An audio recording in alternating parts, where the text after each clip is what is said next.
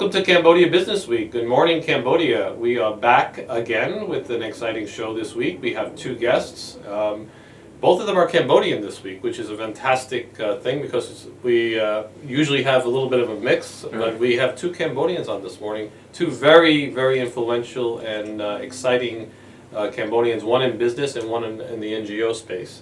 But we're going to start with business because this is Cambodia Business Week. Nice. So I want to first introduce you to Korn Chondara. My Khmer is getting better. Better. That's great. I will call you Dara just to make it simple. Sure. So Dara, you have three exciting businesses here. So anybody listening to the show would know these brands, or at least certainly would know Koi Cafe. I do hope so. Yeah. We have Koi Cafe. We have Tube. Tube, yes. And we also have Orkin, which is a new business that you just started. Right. Yes. All right. Two of them are in F&B.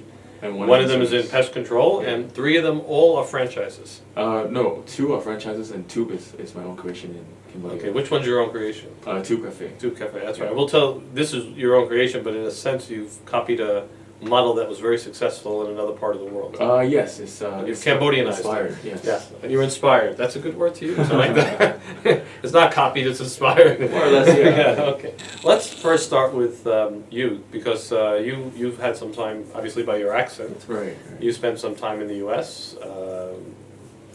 sort of a fellow American in a way as well. You can say that, yeah. Yeah, so you are I was East Coast, you were West Coast. Right, yes. Right. So let's talk about first, where were you born? I was born here, 1989 in Phnom Penh. So still a young guy. Relatively young. 28 years old. It depends. 28-year-old entrepreneur. I mean, the customers I'm serving now are in their early 20s, so I meet them, I do feel that. But an entrepreneur at 28 is fantastic. A great success story. So what part of Cambodia were you born in? I was here in the city. My parents are from Kampong Cham, and then after the war they migrated to the city because there was opportunities in markets here, yeah. Right. So a lot of opportunity after the war, right? There were, yeah. For those that were able to survive it, it was a good time, yeah. Did they tell you stories about the war? Sometimes too much, but yeah. They remind you how hard they had it. They have, yeah, but I do appreciate their hard work, and I think it's good to understand and learn from their hardship, so that this way when we go through our own hardship, we have something to kind of fall back on, and say like our parents can do that, we have to be able to do better. Keeps them humble, right? Yeah. Keeps everybody humble. All right, but then you grew up in Kampong Cham, and then I grew up here. You grew up in Phnom Penh, and then you left. What age did you leave Cambodia to go to the golden opportunity of America?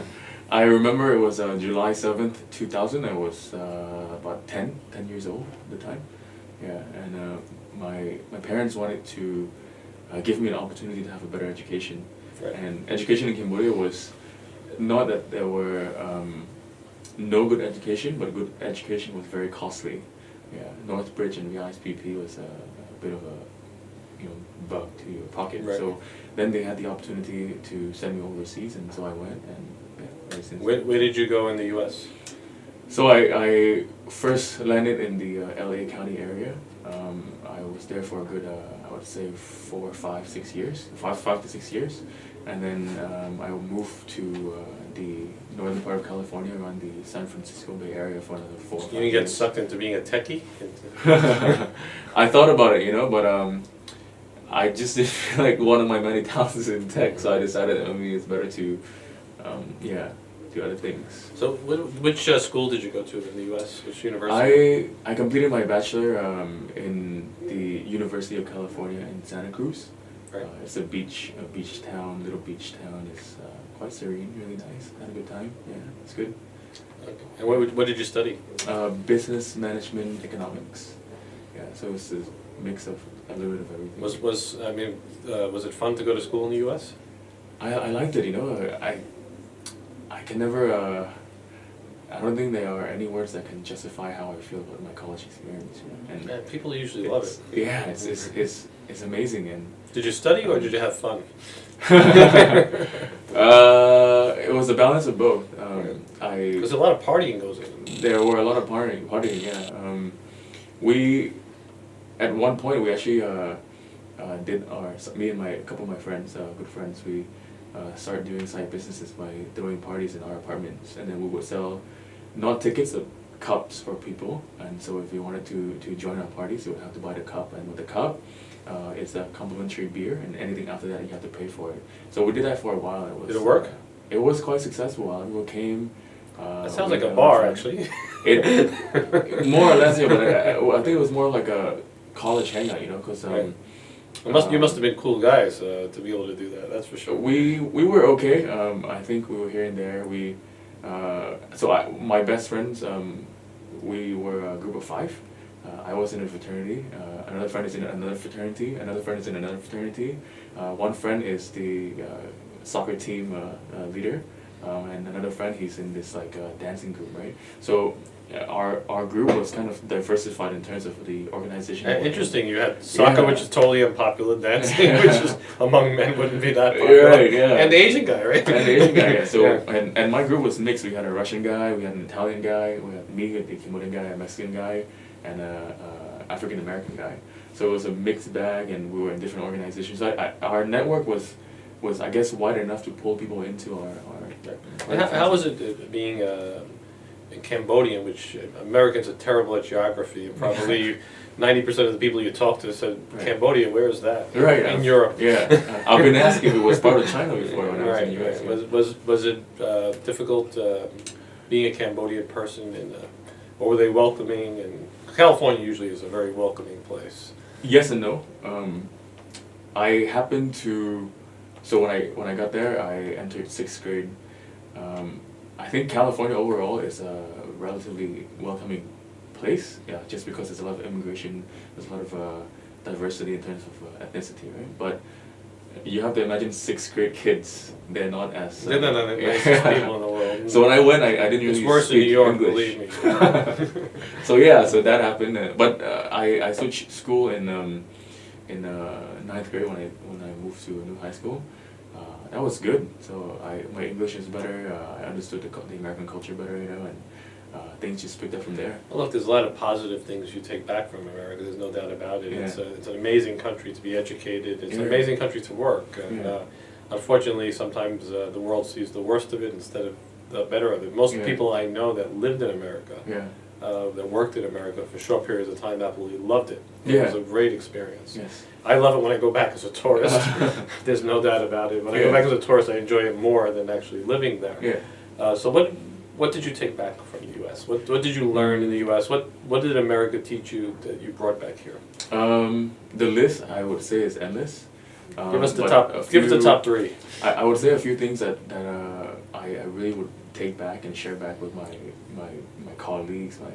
I think one is self-confidence and the perseverance to pursue what you like, you know. Cause America makes you feel like you could always succeed. There's always even There's if you always that fail, dream, there's yeah. always the I next think, day. I think America really, how do you say it, really promotes the idea of the underdog coming out of that shell, you know, and just kind of taking over. But most importantly, I think it's the freedom and the courage and the confidence to have your own idea, to have your own dream, and then push it forward, you know, because in other parts of the world, from my experience with traveling, sometimes you have to kind of follow social norms a bit more. You know, sometimes the culture can be a bit overwhelming. So what you do and what you say and how you act can be limited by what the social norms are. But in America, it's whatever your values are, whatever your virtues are, if you truly believe in it and you have confidence that it's the right thing to do, then you do it. You don't care too much about what other people say. Yeah, and I think this is really a strong value, you know, that American. So it gave you confidence. It gave you,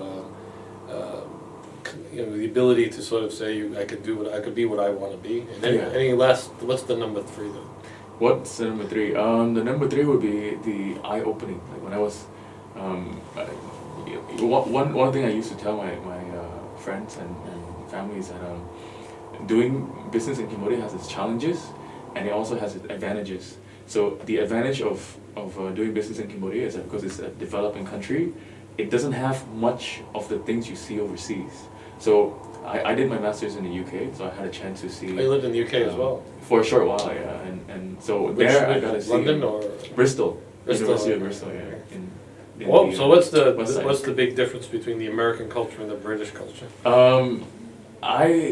My comparison is probably not the best. Please don't take my opinion seriously, but I think the UK culture is a bit more structured. So when you go, you feel like there's a sense of structure in the society, and there's a sense of maybe it's because they still have a monarchy institution, so you feel like there's this structure of society. Whereas in the US, it's more of like free for all kind of thing, you know. And in the UK, the way people behave and the way people dress are also quite different from the US. The US, in the way that we speak and the way that we They don't have pastel it's a bit more shorts and rowdy, big you know? t-shirts. Yeah, no, sure, you're right, yeah. But for sure, I think Americans are a bit more, I would say, energetic, charismatic, outspoken, whereas the British would be, in the worst way of characterizing British people, I think they're a bit more conservative. They're a bit more, how would I say it, well-behaved than Americans. It's probably, I think the word you're looking for is they're more, they're inner. Yeah. More. I mean, they're not introverts. Right. Or, yeah, so Yeah. I lived there for 5 years. So Nice. I love the UK though. I love think it. Yeah. If there's one place I can choose to go back, it would be between Switzerland and the UK. Yeah. So those are my. Mine is Hong Kong. I love Yes. Hong Kong. All right. So what brought you back? What brought you back to Cambodia? After you got your master's was in which the UK. Yeah. I did my master's in management. Management. Yeah. So that was in 2000.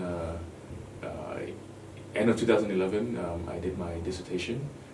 I finished my master's when I was 22, and then my family, my friends were all in Cambodia. Well, not friends, but my family and relatives were all in Cambodia. You know, and I had a chance to come back to Cambodia every summer break to visit family. So even though I lived much of my teenage and adult life in the U.S., there was always that sense of belonging in Cambodia. You know? You wanted to come back. I wanted to come back, and in the U.S. to do business, it's easy in some aspect, it's harder in a lot of other aspects. It's very competitive. You have to really be that bright guy to have that breakthrough idea, you know? In Cambodia, going back to what I said earlier, it's a bit easier just because you can look at successful models overseas and you can try to localize it and adopt it here, and most likely it will work. It's exactly true. We had Stephen Path on Yeah. from Path Amazing. And one of the things he said is that he wanted to take ideas that was successful Yeah. in the U.S. Mm-hmm. and bring them to Cambodia and replicate Right. them. And we called it inspired, but Right, in a right. sense you're replicating successful models that are not here in the U.S. And that works, right? It works. Even on marketing campaigns, you know, what we often do is, because if you do, let's say, something similar in the U.S. that somebody has already done in the U.S., then it would be frowned upon. But if you were to do it, let's say in other parts of Asia or other parts of developing countries, we will be the first person to do this, you know. And so it's not exactly copying. It's the inspiration. It's taking inspiration from a successful model and then localizing it, changing it, recoloring it, redo everything, and then applying it to Cambodia context. Right. So when you came back, you fresh with your degrees. Mm-hmm. The family said, "Welcome back." Yeah. What was the first thing you did? What was the first job you had here? I interned at Gloria Jeans Coffee. Were you a barista? I was a barista for about a You used to month. give me coffee. Yeah. That's when we first met. That was you, wasn't That it? was me. That was me. Yeah. So I did that. Yeah. I wanted to see when I was in college. So I did my bachelor in a bit under 3 years. Studying really hard and having fun at the same time, but I always had that urge to finish fast so I can come back fast also. I just felt like opportunities and time don't wait for me, you know, so I gotta work. And so when I got back, when I was in college, every year I would change a new company just to see what it was like in different industry. I was doing telemarketing for a while, I was a tour guide for a while, I did barista at Starbucks for a while, I also worked at a wall painting company. You know, I was So you got all this experience. So I had this kind of a sneak peek into different industries. So when I came back, I wanted to see what it was like to work as a Cambodian employees. You know, yeah. So how long did you do, Gloria G?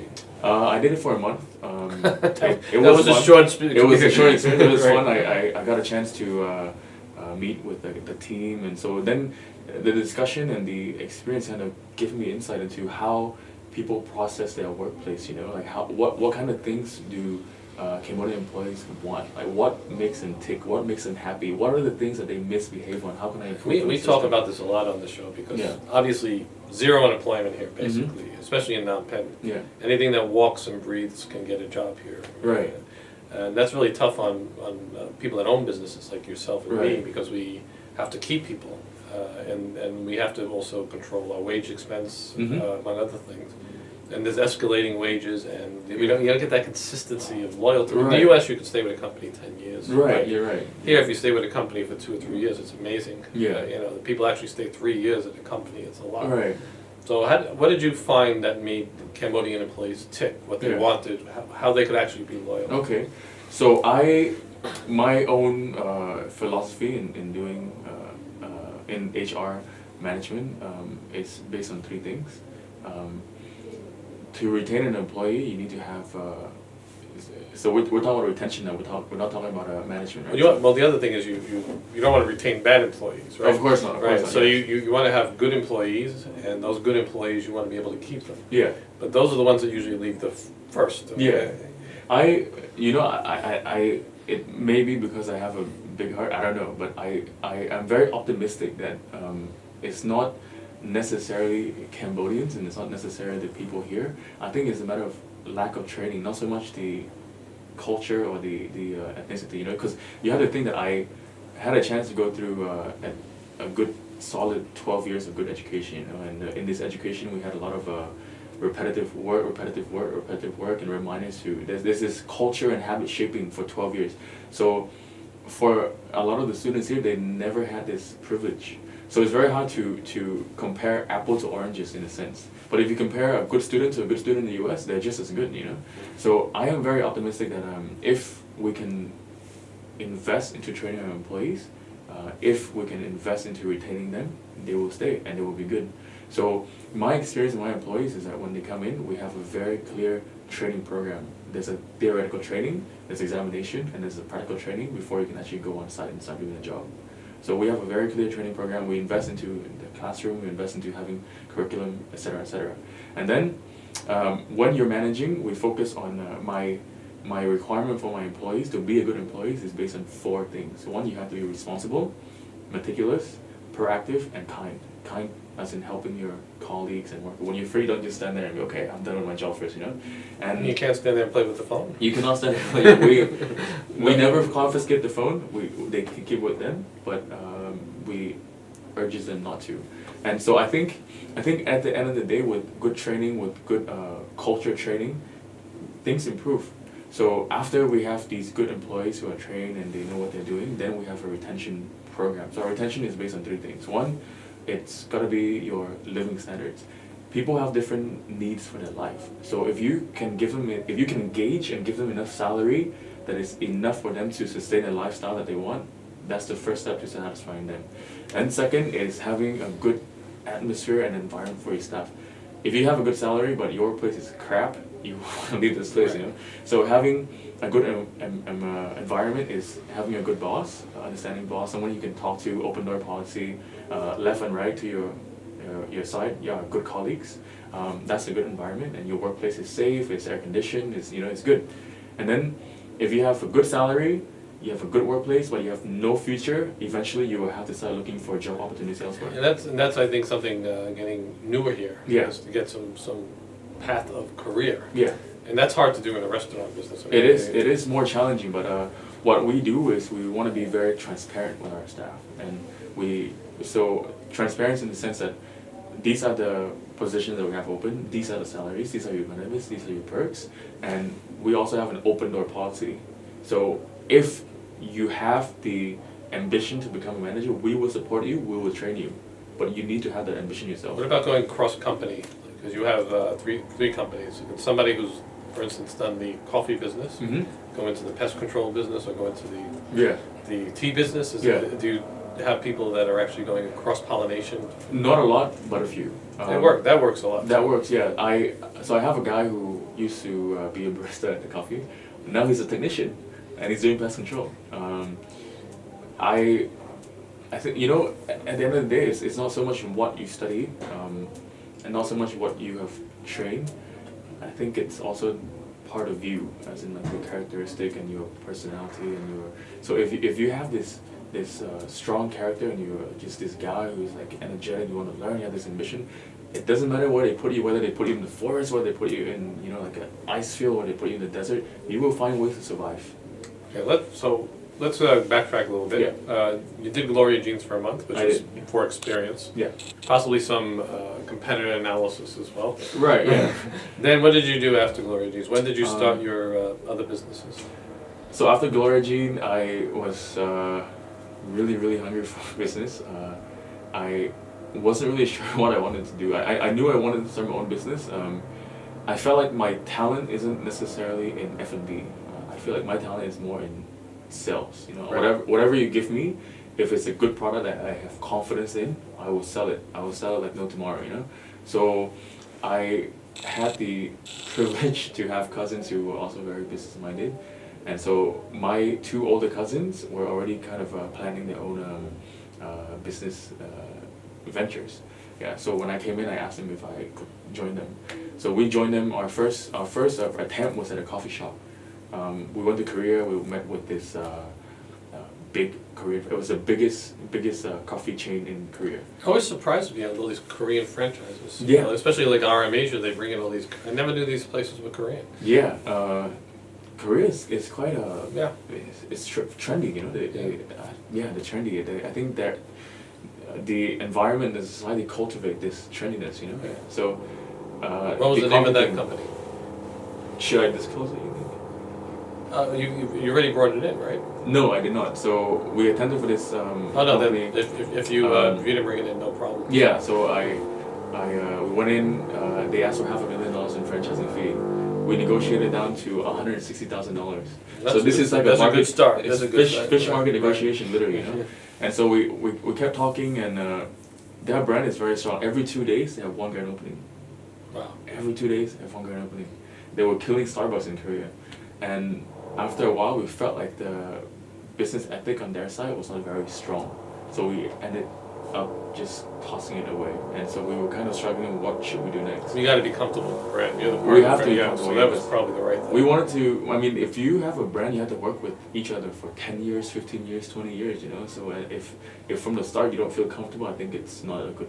So it never ended up opening here again. We never. Now it's open, but it's about to close. Okay. Yeah. So they came in with someone else. I think the other person didn't do a good job with management. Yeah. So we'll definitely not disclose. This definitely not disclosed. Yeah. Yeah. So that is that, and then in that interim period where we ended this one, my grandma fell sick, so I took him to a hospital in Singapore. At the foot, close by to the hospital is koi. So I had a chance to drink koi every day. Every day I leave the hospital, I come to Right. koi, go back, and I was there for a good, solid 1-2 months. So I got to experience koi. I liked it. I enjoyed it, and then I raised the idea. I said, why don't we do koi?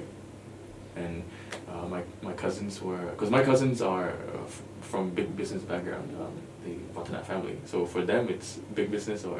You just went to that big wedding, right? Yeah, I was at that big wedding. I was helping out the wedding. So then it was kind of a bubble tea business is viewed as a smaller business, and it's not really a crazy big business. So koi is a bubble tea business. Koi is a bubble tea business. You're right. Right, so I'm American, right? So this, Yes. this bubble tea thing, I never understand it. But Yeah, we are a bit different though, because traditional bubble tea business that you see in America are, I would say, very artificial. It's not tea. But what is bubble tea? I think bubble tea is wrong way to phrase it, but our shop, we tend to say that we're more of a tea salon. We're like the Starbucks of tea. So you come in, you have different options of tea.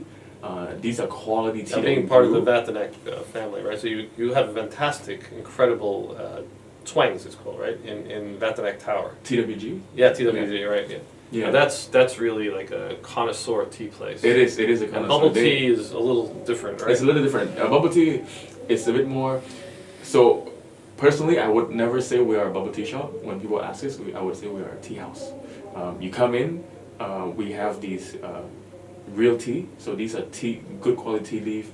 We buy, we brew, we make, and then we take these tea and we make it recreational.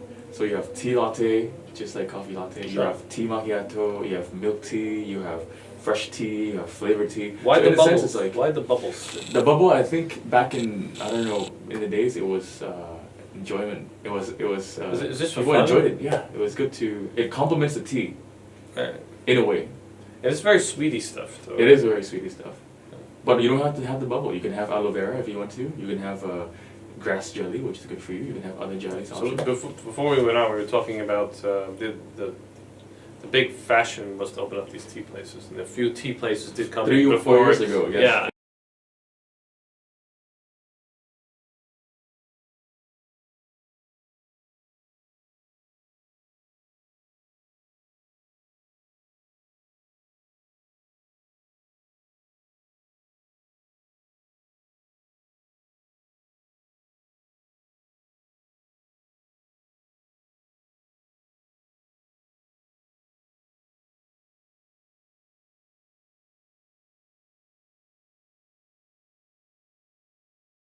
Expanding, actually, right? Yes. What's your success as opposed to those guys? So I don't think I would be in the right position to comment on their business. You have to be. You don't have to be that humble. Tell us what you did right. But I honestly we don't when we have we have a weekly meeting with the team.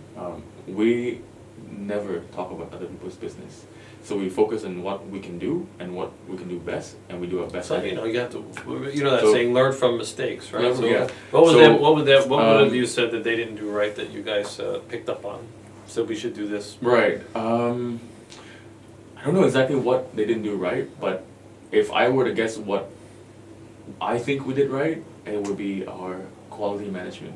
So from the start, from trading How to does that get customers in? Because I mean, you're in a business where people are going there to drink tea. Yeah. I mean, obviously, taste is important. Mhm. Diversity of the menu. I mean, people are a very critical ingredient, yes, but they're not the only thing. yeah, People don't go to Starbucks just because of the of people. course, of course. It's a great brand. It's got some, Yeah. well, to some people anyway, it's got some great coffee and some different flavors. So I what's presume it's not your cup of coffee. you know, From time to time. Yeah. I like to switch around. Coffee beans. You need to try Starbucks. too. I will try I think to, you will like it. Yeah. but I'm not gonna let you get away with Yeah. questions. So because people are important, but what made Koi so successful? Personally, I think the pillars of our success, one is quality control, keeping consistent good taste. Two would be branding and marketing. Branding and marketing can be tricky. It's kind of like playing drums. When it's silent and you hit that first hit, it goes bang. It will catch people's attention, right? The next hit, if it's the same level of sound, people will say, oh, it's the same old stuff. So the next hit has to be louder, and then it has to get louder, louder, and louder, right? So when you do marketing and branding, I think you have to be careful in the sense that it has to be well planned out, and you have to do it at a nice, slow pace, slowly, you know? The second thing is brand values. When you do brand association, when you collaborate with other brands, you need to make sure that the other brand are not sucking your customer, but you're sharing customers. So they're taking some of your customer base, you're taking some of their customer base, and their brand value matches your brand value, or higher than your brand value, so that you can be associated with a higher, more premium brand. What's the price point? I mean, Amazon's coming in with these. We with are these about cheap- $1 to $2 ish. So you're like we're Amazon, in affordable. effect. Yeah, we're very affordable. So you're not going to Starbucks and getting a $5 tea. You're actually getting a $2 tea. Yes, you're right. And so you're getting that younger crowd. Yes, you're right. And is it sort of a hangout place where I It is put a my hangout place. PC up, I stay there for 2 hours and have a $2 tea? Yeah. What I think people like, and what I hope people like about Koi, are one is delicious. I mean, if the place is great and the drink is crap, people won't go for a long time, you know. So one, I think we have to establish that the taste is good. I personally like it. That's why I franchise it. The taste is good. Second, we maintain that taste so that if you come in the next day, a year after, 2 years after, it's consistent. So the loyalty, So we- customer loyalty. Customer loyalty. And So people third, come in to hang out, it's have customer socialized. experience. Yeah. So when you come into Koi, we train our staff on three things. You have to be welcoming, you have to be friendly, and you have to be warm. So warm in the sense like parents to a child, you know, like if the customer drops something and it spills, you do not wait until the customer asks you. You come out and you say, please let me take care of this. Sure. Don't worry, it's easy, you know. So we train our customer to be very, very engaging with our customers. So we train our employees. Staff, yeah, our sure. staff, yeah. So when you come in on a bad day, When you go in, even Starbucks or Coffee Bean, where you go, they love customer loyalty. They Mhm. always socialize with you. Yeah. That's So important. this is something I think the coffee franchise business can teach other businesses because you know, when you go into a clothes store, they could give a damn sometimes, Yeah, right? you're But right. I mean, I know when I go in and get my coffee that person knows my name. How Yeah. are you? How's your day And it's today? important, you know. Yeah, but you don't get that. You don't get that normally. You get it in some F&B, but you don't get it usually across other businesses. So that's. You're right. I mean, when I go buy a refrigerator or something, that's. Go upstairs. That one or that one. Yeah, you're right. You're right. All right, so that's been great. Koi's been successful. Since what were the? You got to brag about the awards. You got to. So 2015, we opened in 2014. 2015, we received 2 awards. One was Business of the Year in Cambodia by the Young Entrepreneur Association of Cambodia. The following year, Brown was the winner for that same. You were ahead of Browns. We were 1 year ahead of Brown, yeah. And then. Are you friends with the Browns guys?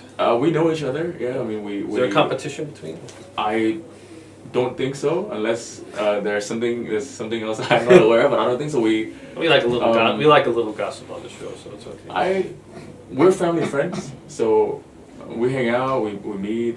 Sometimes at events we drink together, get drunk together. So I think it's friendly competition. I'm not competing with them anyway because we're doing tea and they're doing coffee. And our coffee is takeaway coffee, and their coffee is lifestyle cafe anyway. So it's 2 different spheres. Let's talk about Tube. So Mhm. Tube is a what you called an inspiration from something that was in Canada. Right. Now in New York we have these takeaway coffees as well. Mhm. Everywhere, everybody has a cart. You can take away Right. coffees, right? Right. So you people are on the run. They don't want to go to a coffee shop. They just want quickly to grab a coffee Mhm. and go to work. Right. So what was the idea behind Tube? So we had the experience, and I guess we kind of learned a lot from Koi in terms of operation and in terms of human resource management, branding, etc., right? So we wanted to take this and do something else with it, And so when we asked ourselves, what is the next step? We want to continue franchising in brands, and we are now engaging in other brands from overseas also. But at the same time, we also want to be able to create something that can go overseas. Because the Cambodian market is, at the end of the day, is a small market. So you created something here that's a local business Yes. that you hope to franchise. I really overseas. hope that one day I can take this business overseas. So you've just opened it in Russian market area, right? No, in Russian Boulevard. Sorry. Russian Boulevard. Yeah. So tell us about Tube. What is the concept behind Tube? Yeah. So when I was in the UK, I had a chance to experience the London Underground too. I love London Underground too. I think it's one of the best subs. You haven't been to the New York subway. Okay. I have been to New York subway, but the London Underground too is It's phenomenal. cool. It's Absolutely amazing. cool. Yeah. It's fast. They have a lot of trains. You never have to wait long. It's like that. There's a new train coming all the time. And it's convenient because there are many stations. Right. You leave one, there's another one right next door. You don't have to walk far. It's affordable. You pay a few pounds and you can travel throughout London all day. Right. Yeah, And it's really fast. deep underground too. And it's really deep underground. In New York, you go down a couple of flights, and but Yeah. the Tube goes really way down. down. Yeah, it's a few stories. Those It's were the bomb amazing. shelters, right? Yeah, so I love the London Underground Tube. And so, in terms of the takeaway coffee business, I know that Cambodia has a developing market for this. People on the run. Evident by the growth of Amazon Coffee, evidenced by the growth of Coffee Today, evidenced by the growth and the success of Coffee Plus at Caltech Station. So we saw a market already in Cambodia. Just like when we opened the tea business, there was a market in Cambodia already. So we saw a market already and we want to jump in. But it's not just Cambodia that has this growing takeaway market. If you look at New York, if you look at busy cities like London, You get coffee anywhere. it's everywhere. And so we thought... They're not that good, but that's good. Tube is good though. Tube is good. Tube is good though. But yeah, so I saw this opportunity and I say we gotta at least attempt it. If we fail, hey, at least we tried it. And how's it going so far?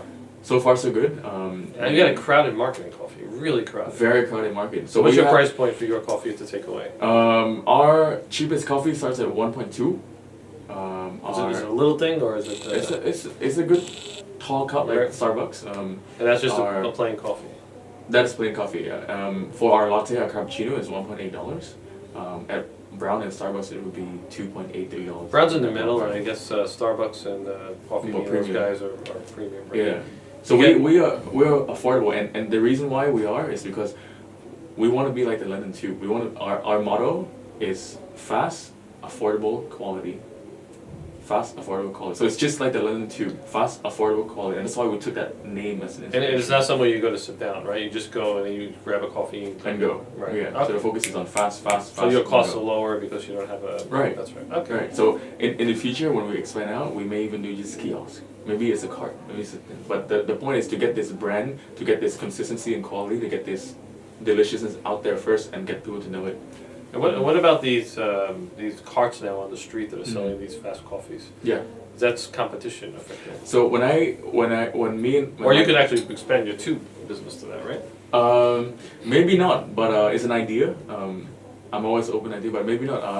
I want to keep my brand a bit more premium, even though it's a takeaway and more affordable. Yeah, and I don't think the government's too excited about having these guys on the street apparently either. So Yeah. there's no real clarity on laws on it, but I think sometimes they get chased, sometimes they stay. Yeah. Now let's talk about your newest venture, which is Right. Orkin. Yeah. So we're not talking about F&B anymore. We're Right. talking about pest control. Yes. It's very exciting. All right, and we're not talking Beautiful about business. pesty people. We're talking Yeah. about we're talking about. We don't have that service yet. Maybe in the future we can develop that. In For New you. York, we have that service. We're talking about really here for pests. We're talking Right. about cockroaches and all these- Rodents, rodents. rodents, flies, ants, you name it, whatever pest. All right. So We can what? take care of So what gave you the idea is Cambodia? I mean, look, they're not the cleanest streets in the world. Okay, All yeah. right. So in Phnom Penh anyway, this is the one city I've lived in where actually we don't use garbage pails. We just throw garbage on the street, Right. and that actually, It's improving though. hopefully, Getting better. Yeah, I think people are afraid if they buy garbage pails, people will steal them. Yeah, right, And you're they'll right, get yeah. recycled from plastic or metal, but so this obviously creates a Mhm. lot of pests. Right. And I've got sort of used to seeing rats cross the street. Right. You know, how you doing, buddy? You know, that sort of thing. You start naming them. Let's go. Yeah, I know. You live around the corner, right? And because you get used to it. Right. And if God help us, I mean, New York has its rats in the subways and stuff. I mean, Yeah. if you grow up in a reasonably nice neighborhood, you don't see a rat. Right. You know, so, Yeah. or even cockroaches. We're obsessed with cleanliness and that kind Right. of thing. But here it's you kind So of gets different. you kind of adjust and say, okay, there's cockroaches, there's rats, but as long as they're not in the house, it's okay. Yeah. But they do get in the house. They do get in the house. A lot of them get in the They house. get in the house, and it's not even how clean you are. It's Yeah. the fact that the streets are perhaps not as clean as they can be. Right. So I don't really hear people. I mean, I think the MO here Uh-huh. is to buy a can of Raid, Right. or right. or those rat traps where people put this sticky material in and the mouse dies for 3 days like this. So this is how I think we've been used to doing it. Right. So are people going to get change their habits and say, look, I need a People already are. permanent solution? Pest control business is actually rapidly growing industry in Cambodia. And this is a bit repetitive and cliche, but as the economy develops, I think people have more means to kind of take better care of themselves, better hospitality, better food, better clothing, better blah blah blah. So I think pest control is one of those essential things that people are starting to appreciate now. And so our clients are no longer just restaurants, just hotels. We have residential clients. We have people who live in houses and condos. You have these beautiful, you have these beautiful condos coming up. Yeah. I mean, one guy that has, is sloppy and somehow attracts a cockroach because the whole building goes. Yeah. So We can solve that problem for you though. Yeah. So what is unique about Orkin is that the I wouldn't say technology, but the methodology and the scope of service that we have developed over 100 years of existence is very good. So this is a franchise, right? This is a franchise. From where? It's an American franchise. It is the largest pest control company in the world. And I know a lot of people would claim this, but we know so just because one, our revenue in the US alone in 2016 was $1.5 billion. And the second biggest runner-up is $1.3 billion. $1.2 billion. So we're about $300 million ahead of the next big guy. So what made you gave you the idea besides seeing, every time you walk on the street you see these guys? Yeah. What gave you the idea? So my my mom had a termite infestation in her house. She had a company came in, they didn't do a good job, and then she had another guy came in. They're hard to get rid of though, right? They are not that hard to get rid of. It's a hard job, but they're not hard to get rid of. You need to get after the eggs, right? Yeah, the queen. Yeah, you gotta find that queen. So then my mom got another company that came in and they did a good job, but it was very expensive. And coincidentally, she hired a new general manager for the company that used to be deputy manager in a pest control company. So when the guy came in, he started, out of a cocktail conversation, he started telling about his experience in the past businesses, and how it's this and that, it's great, this client, this is opportunity. So I said, oh, okay, that sounds pretty interesting. So I said, why not I give it a try? So I sent an email to Orkin. We started contacting them. Next thing you know, we have Orkin in Cambodia. And you're excited about this business? I am very excited about this business. I mean, with all the construction going up, the hotels, the condos, yeah. I mean, the world's your oyster here. People, and there's not a lot of competition, right? There are quite a lot of competition. But not really serious competition. In terms of quality, I really believe I'm very confident we're the best. I'm very confident we're the best. In the world, we have proven that we're the best, Orkin. In Cambodia, even though we've only started since January, it's not us experimenting with the new methods. These methods are taught and trained by the US guys. So they have already tried and true, and it's working. For example, if you have a cockroach at your house, the most important thing is to do a good inspection, because if you don't do a good inspection, you only see the one that comes out, but the one that hides under your cabinet, cracks, crevices, and your refrigerator and your loo and everything, you will never find them.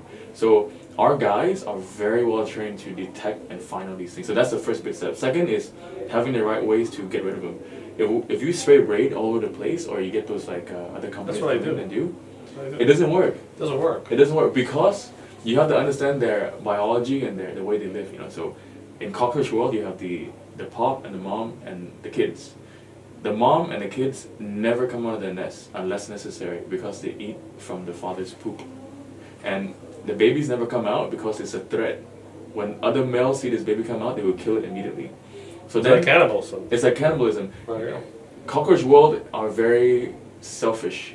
Once the father, impregnates the mom, it's not his kid anymore. It's a very individualistic society. He just comes and poops. He just comes and poop, and the family eats the poop. That's it. So when you spray these pesticides in your house, you're contaminating your house with chemicals, and you're only killing the one that are coming out. So you find the mom and the kids.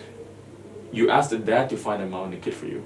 So what you do is you have these new products and new methodologies. First, you have to identify their harbor point first, their nest, where they're living, and then you apply these new products near the homes. The father will eat it. He will not die today. He will not die tomorrow. He will eat this. Over the next few days, he will poop and he will poison the entire nests. And so essentially, you're getting rid of the Kool-Aid, as we say. Pest control should be done, and how good pest control is done. Well, Dar, we've learned about coffee, we learned about tea, we learned about killing cockroaches. Yeah. It's been a fascinating time. I want to thank you. We have only that last question. And since you're Cambodian, this should be more interesting when we ask foreigners, which is, what do you love about Cambodia, and what would you like to see improve? I think right now we are going in the right directions. You have been here for 9 years. I cannot even imagine, because I've only been here for 5 years. Been back for 5 years. You know what our stories are mostly the expats that come here. Right. That work here as an assignment, that decide that they don't want to go home. Right. And then we end up dying here. So that's, we get wonderful Cambodian wives, and then you look strong and powerful, so don't worry, you'll be around for a while. But that's my story. I can't see any visibility where that's going to change. But but I mean, if you compare just 9 years and 9 years ago to today, you see so much difference. Even the roads you drive on. I mean, nothing is perfect. There's a lot of room we have to grow, but I feel like we're moving in the right directions, and that's very important. And then, what I like about Cambodia is this sense of, how would you put it? This sense of energy. Everybody is just running about everywhere. Everybody wants to get something that everybody wants to grow. We have a very young, mobile, very ambitious population. Yes, very energetic and very ambitious population. I think this is the key to any growth. Because if you have plans, but nobody wants to do anything, we will go nowhere. So that's what I like about Cambodia. What do you want to see improve? What I want to see improve is maybe in terms of my life, I would like to see more facilities open. And sometimes when I get bored on the weekend, I go to Six Flags Magic Mountain. You know, Six Flags. We don't have a theme park here. I wish there were more Yeah, facilities. there's the you know? American spoiledness. That is, yeah. Sometimes I want to watch a movie on an IMAX screen. Yeah. We don't have that. We're We'll getting- have it next year. We talked about 9.5 years ago. We didn't even have a Cinema. mall, right? So Yeah. I was. I cannot even imagine. It was all about CDs from those pirate shops. CD World. CD World, yeah. But, the guys. but that's of course we have a lot to go Yeah. yet. But maybe that's what is the charm about Cambodia, that we Yeah. don't have these things. It is. It is That's part of the capacity, charm. that we yeah. don't have a Six Flags Great Adventure Yeah. or roller coasters and all that. That seems it's still the old world charm that we have Yeah, here. So it is, and it's transitioning. But you're a young guy, you want to have fun. I can understand.